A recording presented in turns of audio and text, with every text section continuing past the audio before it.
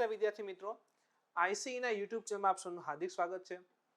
મિત્રો, આજનો આપણો ટોપિક છે ભારતનું નદી તંત્ર. નદીઓનું મહત્વ કેટલું છે આપ સૌ જાણો જ છો કે ઋગ્વેદના સમયથી નદીઓનો ઉલ્લેખ કરેલો છે. ઋષિ અને નદીઓ વચ્ચેના સંવાદ ઋગ્વેદમાં લખેલા છે.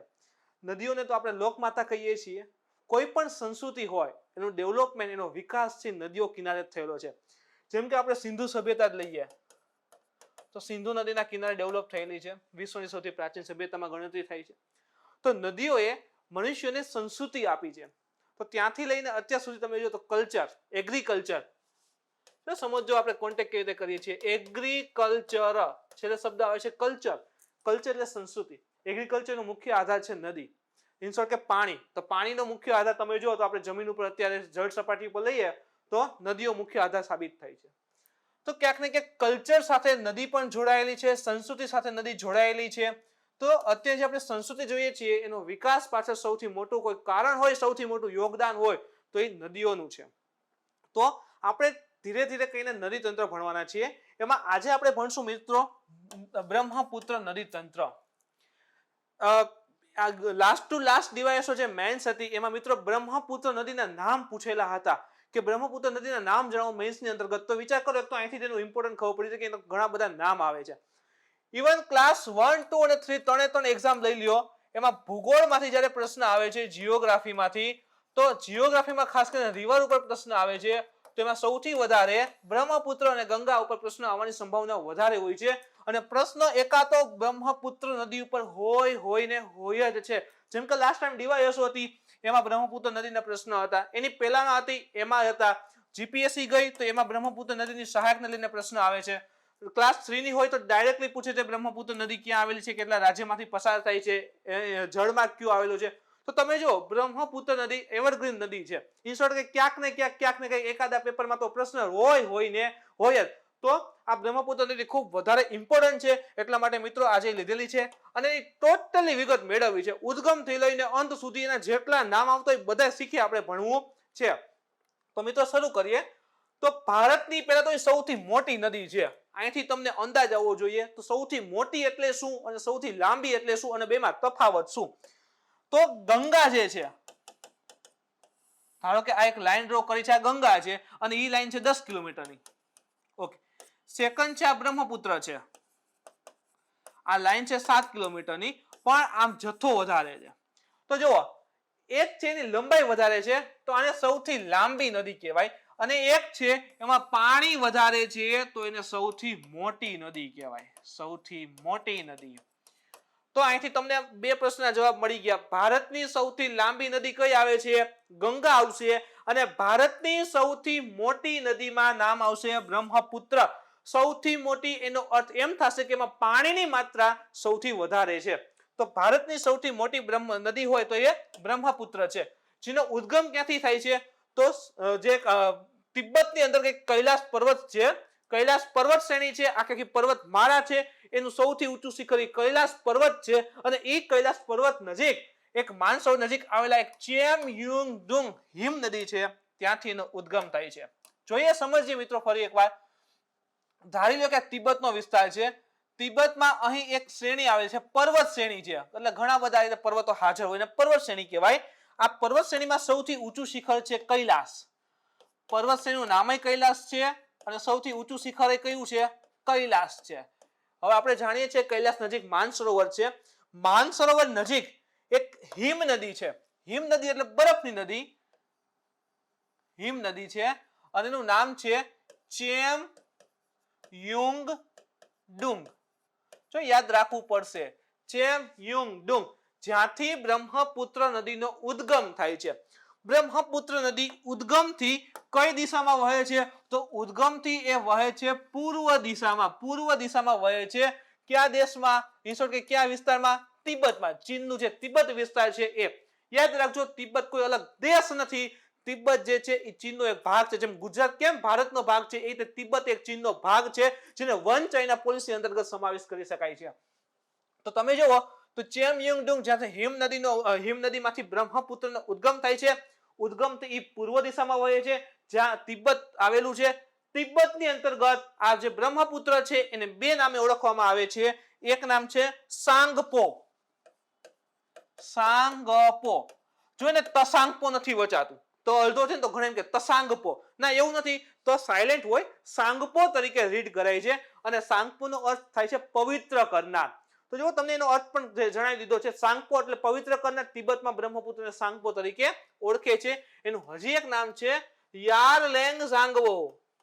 યારલેંગ ઝાંગબો. તો અહીં બે નામ થઈ ગયા, સાંગપો અને યારલેંગ ઝાંગબો. કઈ નદીના? બ્રહ્મપુત્રીમાં, બ્રહ્મપુત્ર નદીના. ક્યાં?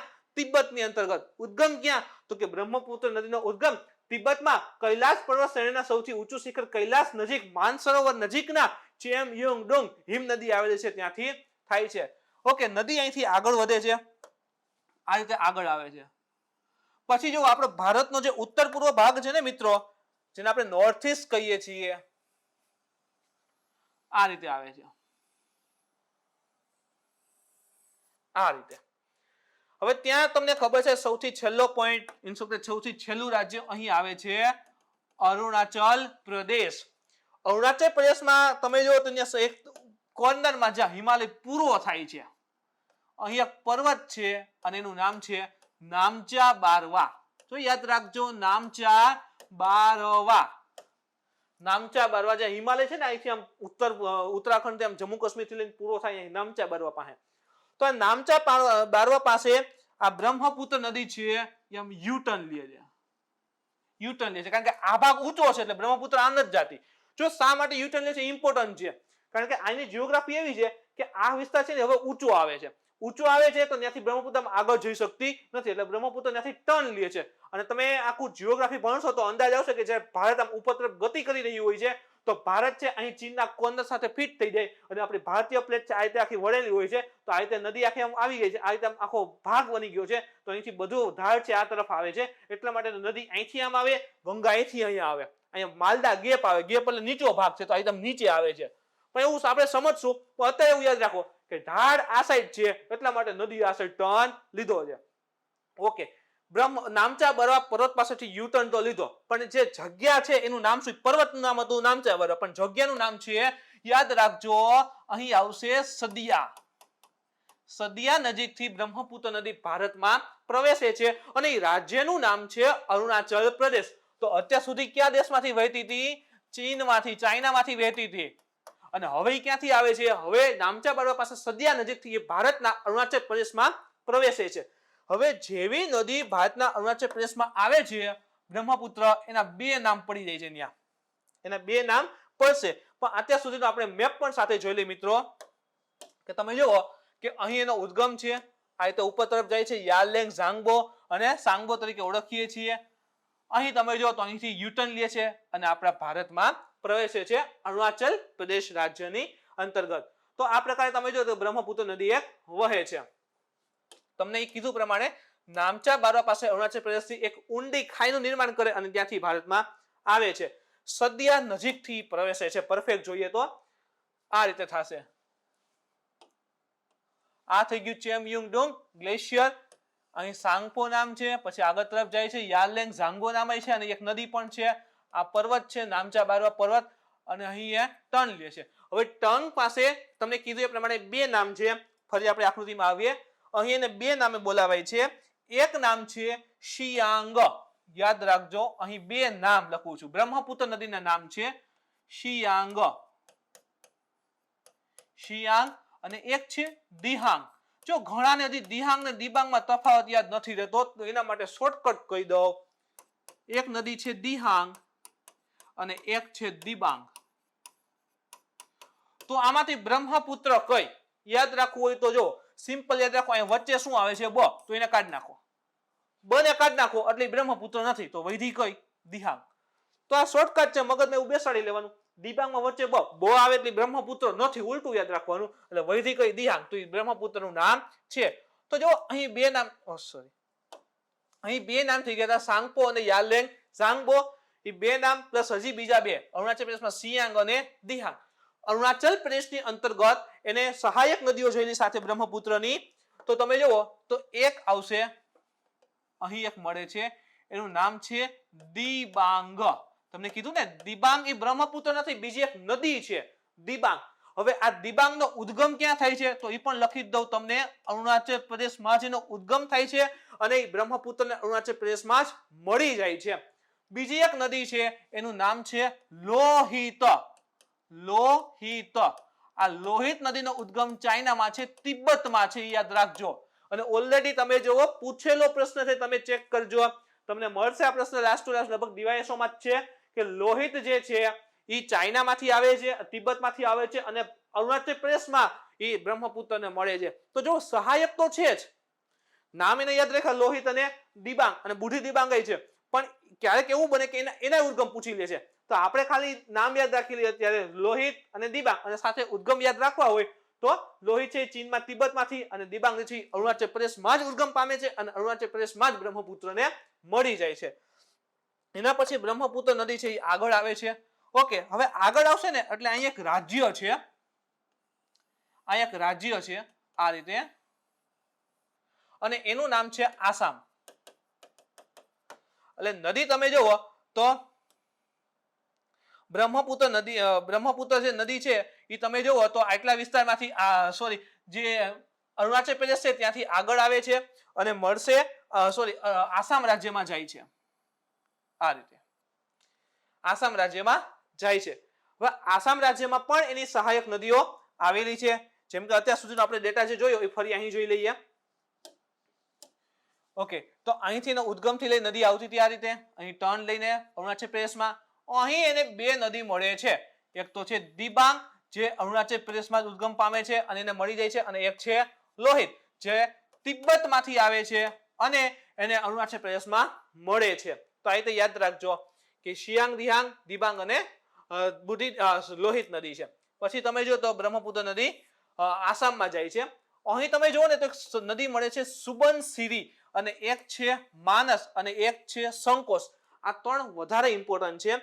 એક લઈએ તો સુબનસિરી નદીનું નામ યાદ રાખજો મિત્રો, પૂછી શકે છે. સુબનસિરી, સુબનસિરી જેનો ઉદ્ગમ ચીનમાં છે. તો જો સુબનસિરી નદીનો ઉદ્ગમ ક્યાં છે? ચીનમાં, તિબ્બતની અંતર્ગત. તો સુબનસિરી અને લોહિત છે બંને ચીનમાંથી આવે છે અને એ લોહિત છે અરુણાચલ પ્રદેશમાં મળશે બ્રહ્મપુત્રને, અને સુબનસિરી છે તિબ્બતમાંથી આવી અને આસામમાં બ્રહ્મપુત્રને મળે છે. હવે તમે હજી જાણો છો કે અહીં એક દેશ આવેલો છે આ રીતે, અહીં એક આમ દેશ છે અને એનું નામ છે ભૂતાન. એનું નામ છે ભૂતાન. અહીંયા દેશ છે એનું નામ છે ભૂતાન.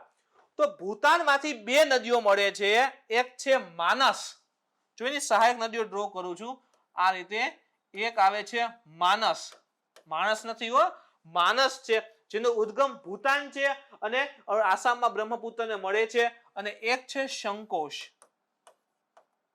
સંકોચ નદી છે એ પણ એનો ઉદ્ગમ છે ભૂતાનમાં છે અને આસામમાં બ્રહ્મપુત્ર નદીને મળે છે.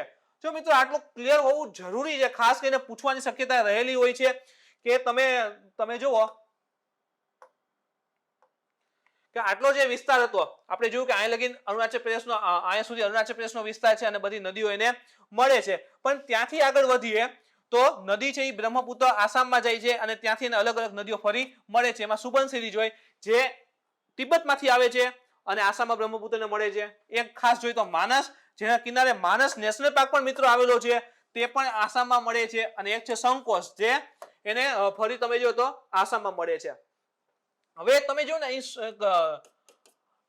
એક વિસ્તાર છે, ખાસ કરીને તમે જો તો અહીં સદિયા આવેલું છે.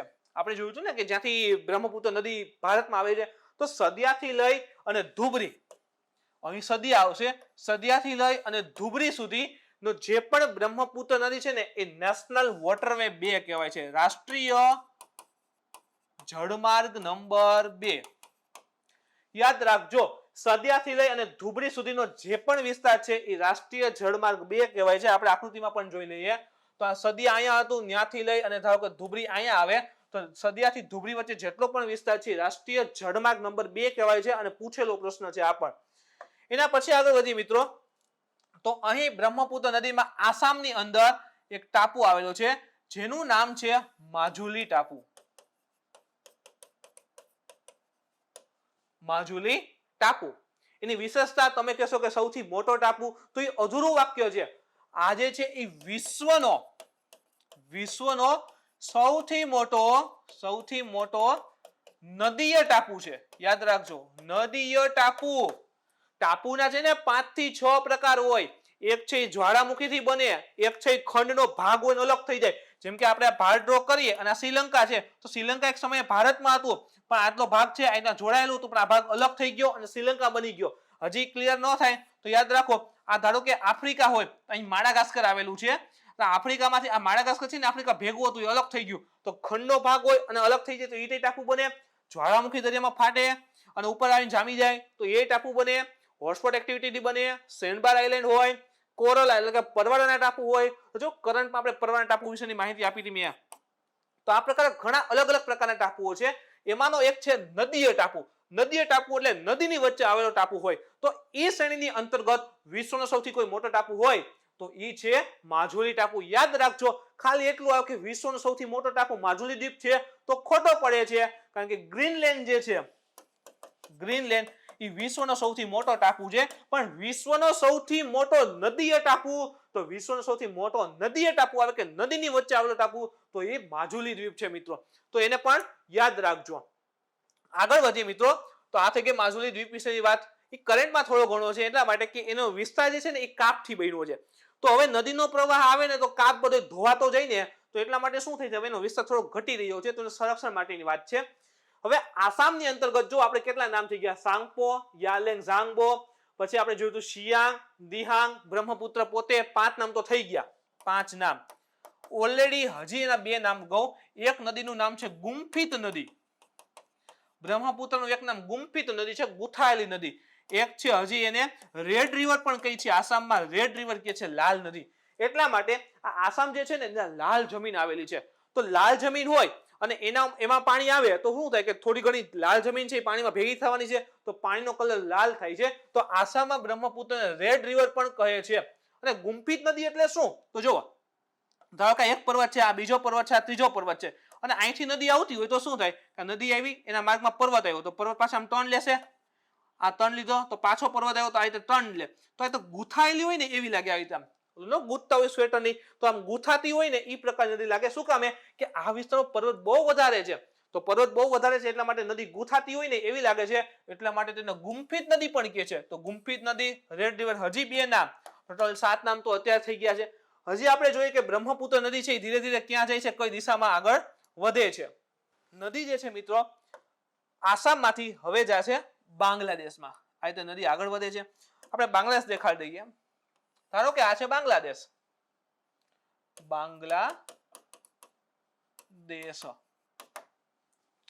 તો નદી છે જે એ આસામમાંથી હવે જશે બાંગ્લાદેશમાં. પણ નદી જેવી બાંગ્લાદેશમાં આવે છે ને બ્રહ્મપુત્ર, ત્યાંનું નામ બદલી જાય છે. જો નવું નામ આવ્યું. આપણે ટોટલ કેટલા નામ જોયા હતા, 7 નામ જોયા હતા, 7 નામ. હવે અહીંયા પાછું નવું નામ છે અને એને જમુના કહે છે. યાદ રાખજો, ઓલરેડી પૂછેલો પ્રશ્ન, બ્રહ્મપુત્ર ને બાંગ્લાદેશમાં ક્યાં નામ ઓળખે, તો જમુના નામે ઓળખે છે. આ જમુના થઈ ગયું. હવે ભારતની પાછી એક વાત કરું. ભારતનું એક અહીંયા રાજ્ય છે, મેં ટોપ કરીને દેખાડું છે, ને એક રાજ્ય આવે છે અને એ રાજ્યનું નામ છે મિત્રો સિક્કિમ, જે 1975 સાલમાં ભારતનું રાજ્ય બનેલું, ભારતમાં સમાવેશ થયેલું છે. તો આ તમે સિક્કિમમાં જુઓ ને તો ભારતનું બીજા નંબરનું અને વિશ્વનું 3જા ક્રમનું સર્વોચ્ચ શિખર આવ્યું છે. ભારતનું સેકન્ડ અને વિશ્વનું 3જું સર્વોચ્ચ શિખર, સૌથી ઊંચું શિખર આવેલું છે અને એનું નામ છે કાંચનજંગા, જે માત્ર ભારતની એક જ મિશ્ર અથવા તો મિક્સ વર્લ્ડ હેરિટેજ સાઇટ છે. વર્લ્ડ હેરિટેજ સાઇટ છે. તો મિત્રો તમને કંઈથી પ્રશ્ન પૂછ્યો હતો કે મિશ્ર વર્લ્ડ હેરિટેજ સાઇટ એ શું છે? યુનેસ્કો ડિક્લેર કરે છે વર્લ્ડ હેરિટેજ, આપણે સૌ જાણીએ છીએ, પણ મિશ્ર એટલે શું? અને આખા ભારતમાં એક જ એવી છે જે મિશ્ર વર્લ્ડ હેરિટેજ હોય, તો તમારે કોમેન્ટ કરીને જણાવવાનું છે. તો તમે જો અહીંથી ઘણી ઇન્ફોર્મેશન તમને સાથે મળી ગઈ. હવે આપણે ફરી પાછા આવીએ કે અહીં સૌથી ઊંચો પર્વત, સેકન્ડ ક્રમનો સૌથી ઊંચો પર્વત ભારતનો આવેલો છે, નામ છે એનું કાંચનજંગા. આ કાંચનજંગા પર્વત ઉપર એક ભારતનું સૌથી ઊંચું સરોવર આવેલું છે, જેનું નામ છે ચોલામુ સરોવર. ચોલામુ સરોવર. અને આ ચોલામુ સરોવર જે છે મિત્રો ત્યાંથી એક નદી આવે છે અહીં કાંચનજંગા એના ઉપર સૌથી ઊંચું સરોવર અને ત્યાંથી એક નદી આવે છે જેને સિક્કિમની જીવાદોરી અને આ ઉત્તર પશ્ચિમ બંગાળ છે વેસ્ટ બેંગોલ એનો ઉત્તર ભાગ છે એની જીવાદોરી કહે છે અને એ નદીનું નામ છે તીસ્તા. જો ખાવાના પિસ્તા નથી તીસ્તા છે તો આ તીસ્તા નદી આવે છે અને આ તીસ્તા નદી તમે જુઓ તો કોને મળે છે બાંગ્લાદેશમાં જઈ અને જમુનાને મળે છે. એક જમાનો હતો આ તીસ્તા નદીનો કે ગંગાને મળતી પણ જમાના પ્રમાણે ફેરફાર થઈને એક વખત હતો કે અહીંથી આમ ગંગા નદી આવે છે તો તીસ્તા છે ને ગંગાને મળતી પણ હવે આને મળે છે બ્રહ્મપુત્રને તો મળવા દો. પણ જો અત્યારે કરંટનું યાદ રાખવાનું હંમેશા આપણે કે તીસ્તા છે એ તમે જુઓ તો કાંચનજંગા પર્વત ઉપરના ચોલામુ સરોવરમાંથી ઉદ્ગમ પામી સિક્કિમ પશ્ચિમ બંગાળ થઈ અને બ્રહ્મપુત્રને બાંગ્લાદેશમાં મળે છે. ઓકે હવે બંને ભેગી થઈ અને એક જ નદી તરીકે વધશે એક જ નદી બનીને વહેશે આ રીતે વહે છે. ઓકે હવે આપણા ભારતમાંથી એક નદી આવે છે એનું નામ છે ગંગા. પશ્ચિમ બંગાળના બે ભાગલા પડી જાય એક વહે છે ભારતમાં હુગલી તરીકે હુગલી નદી તરીકે જેના કિનારે કોલકાતા છે અને બીજી એની એક બ્રાન્ચ આવે છે બાંગ્લાદેશમાં જેને આપણે કહીએ છીએ પદ્મા જેને આપણે કહીએ છીએ પદ્મા. તો આ જે ગંગાની શાખા જે આપણે પદ્મા કહીએ છીએ પદ્મા છે. હવે તમે જો આ રીતે પદ્મા આવે છે અને અહીંથી આ જમુના તો પદ્મા અને જમુના ભેગા થઈ અને એક નદીની જેમ વહે છે. હવે ઘણા એવું કહે છે કે પદ્મા અને જમુના એટલે કે ગંગા અને બ્રહ્મપુત્ર એક થઈને વહે ને એનું નામ છે મેઘના. ઘણા એવું કહે છે પણ એ મેઘના નથી. યાદ રાખજો ખાસ કે જે ગંગા છે અને બ્રહ્મપુત્ર છે એ ભેગા થઈ જાય છે. અહીં તમે જુઓ તો આ ગંગાની શાખા છે અને હવે આપણે જોઈએ આ બ્રહ્મપુત્રની શાખા આવી અને બે ભેગા થઈને એક શાખા બને છે એનું નામ પદ્મા જ છે મેઘના નથી. મેઘના નથી પદ્મા જ રહે છે. હવે જોઈએ તો એનું મેઘના નામ ક્યારે પડે છે. ફરી એક નદી લઈ આવું છું મિત્રો. અહીં એક નાગાલેન્ડ રાજ્ય આવેલું છે એનો પર્વત છે જાયો પર્વત. જો નામ યાદ રાખજો નાગાલેન્ડ રાજ્યમાં એક જાયો પર્વત છે. જાયો પર્વતમાંથી એક નદી ઉદ્ગમ પામે છે જેનું નામ છે બરાક. ઓબામા નથી ખાલી ને ખાલી બરાક. આ બરાક નદી નાગાલેન્ડમાંથી ઉદ્ગમ પામે છે. નાગાલેન્ડ થઈ મિઝોરમ થઈ સોરી મણિપુર થઈ મણિપુરથી આવે છે આસામ આસામમાંથી આવે છે મેઘાલય થઈ અને આવે છે બાંગ્લાદેશની અંતર્ગત. 4 રાજ્યો નાગાલેન્ડ મણિપુર આસામ મેઘાલય ચારે 4 રાજ્યો થઈ અને આવે છે બાંગ્લાદેશમાં. નામ છે એનું બરાક. યાદ રાખજો ખાસ કરીને. હવે આ બરાક નદી જ્યારે બાંગ્લાદેશમાં આવે છે આ બરાક આગળ વધી અને ધીરે ધીરે થઈ અને પદ્માને મળશે. પણ કઈ પદ્મા કે પદ્મા અને જમુના ભેગા થઈને એક નદી બને છે એ પદ્માને મળશે અને જ્યાં મળે છે ને ચાંદપુર નામની જગ્યા છે. તો આ ચાંદપુર થી તમે જુઓ તો પદ્માને કઈ નદી મળે છે બરાક નદી મળે છે. હવે આ બરાકને છે ને અહીંયા મેઘના કહે છે. શરૂઆતમાં સુરમા કહે અલગ અલગ નામ છે. બરાક ભારતમાં આપણે બરાક જ કહી બાંગ્લાદેશમાં શરૂઆતમાં એને સુરમા કહે પછી મેઘના કહે અને પછી ચાંદપુર પાસે એ પદ્માને મળશે ને પછી આ એક જ નદી બની જશે અને એ એક નદીનું નામ છે મિત્રો જે એક નદી બનશે એનું નામ પડે છે મેઘના. તો યાદ રાખો ભારતની બરાક બાંગ્લાદેશમાં સુરમા અને મેઘના કહે છે એ મેઘના પદ્માને ચાંદપુર પાસે મળશે પછી એક નદી બને છે અને એનું નામ છે એ મેઘના પડે છે. આ મેઘના જે છે એ તમે જુઓ તો અહીં એક સમુદ્ર આવે છે જેને બંગાળની ખાડી BOB બેંક ઓફ બરોડા નથી BOB એટલે બંગાળની ખાડી બે ઓફ બેંગોલ એમાં મેઘના પડે છે. તો આ મિત્રો આ રીતે તમે જો આખી બ્રહ્મપુત્ર નદી સમજવાની થાય છે. એકવાર રિવિઝન કરી લઈએ. ચેમયુંગડુંગમાંથી ઉદ્ગમથી તિબેટમાં પૂર્વ તરફ વહે સાંગપો યાલેંગ ઝાંગબો નામ છે. પછી ભારતમાં નામચા પર્વત પાસે એ યુટર્ન લે છે સદિયા નામની જગ્યા પાસે. અહીં તમે જો તો બે નામ સિયાંગ અને દિહાંગ અને બે નદી મળશે એક લોહિત જે ચીનમાંથી તિબેટમાંથી આવે છે અને બીજી દિબાંગ જે અરુણાચલ પ્રદેશમાંથી આવે છે અને ત્યાં જઈને મળી જાય છે. ઓકે આ અરુણાચલ પ્રદેશની વાત થઈ. હવે નદી આવે છે આસામમાં. આસામમાં એના નામ જોઈ લઈએ તો પહેલા તો બ્રહ્મપુત્ર રેડ રિવર અને ગુમ્ફિત નદી. સહાયક જોઈએ તો એક છે સુબનસિરી જે ચીનમાંથી આવીને મળે છે એક છે માનસ જે ભૂતાનમાંથી આવીને મળે છે એક છે સંકોચ જે ભૂતાનમાંથી આવીને મળે છે.